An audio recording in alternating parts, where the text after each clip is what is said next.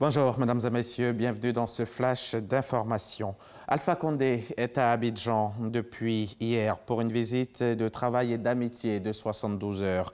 Hier, le président guinéen a été reçu au palais de la présidence de la République par son homologue Alassane Ouattara. Au centre des échanges, le renforcement de la coopération entre la Guinée et la Côte d'Ivoire, l'intégration sous-régionale et africaine et la lutte contre le terrorisme dans la sous-région. Au même moment, dans la journée d'hier, Daniel Kablan-Duncan était au Sofitel Hôtel Ivoire d'Abidjan où il présidait l'ouverture des travaux de la 8e édition du marché financier africain. Une rencontre d'importance qui a pour objectif de soutenir les marchés de capitaux africains.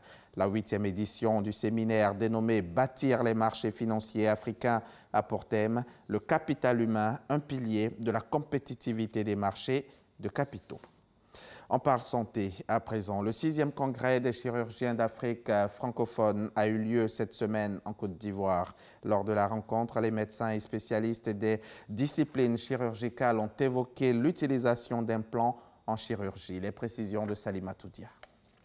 Sensibiliser et vulgariser l'utilisation des implants en chirurgie, exposer les innovations actuelles, voilà entre autres les objectifs visés au 6e congrès ordinaire des chirurgiens d'Afrique francophone et le 9e congrès mondial francophone de chirurgie à Yamoussoukro.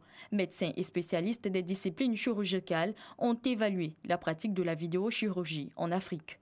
Nous avons pu réaliser en direct les interventions chirurgicales depuis Abidjan qui ont été retransmises et suivies avec les nombreux échanges qu'il y a eu.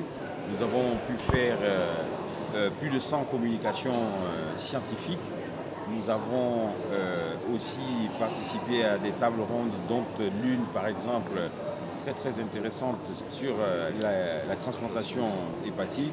Cette plateforme a également permis des échanges d'expériences, de contacts avec les firmes de fabrication d'implants afin de créer une synergie entre les acteurs du domaine chirurgical. Aïdara Adéreïm, neurochirurgien au CHU de Bouaké, a été désigné nouveau président de l'Association des chirurgiens d'Afrique francophone. Il remplace Cheikh Tidiane Touré du Sénégal.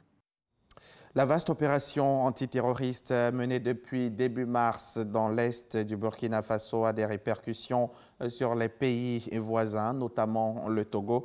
Ouagadougou avait d'ailleurs informé Lomé du risque de voir de présumés djihadistes se replier sur le territoire togolais. Et on vient de l'apprendre début avril, les forces de sécurité togolaises ont arrêté plus d'une vingtaine de djihadistes en provenance du Burkina Faso. Le chef de l'État français a livré devant la presse ses réponses au grand débat hier jeudi 25 avril pour tenter d'éteindre la crise des Gilets jaunes et relancer son quinquennat à un mois des élections européennes. Emmanuel Macron a esquissé les orientations du deuxième acte de son quinquennat.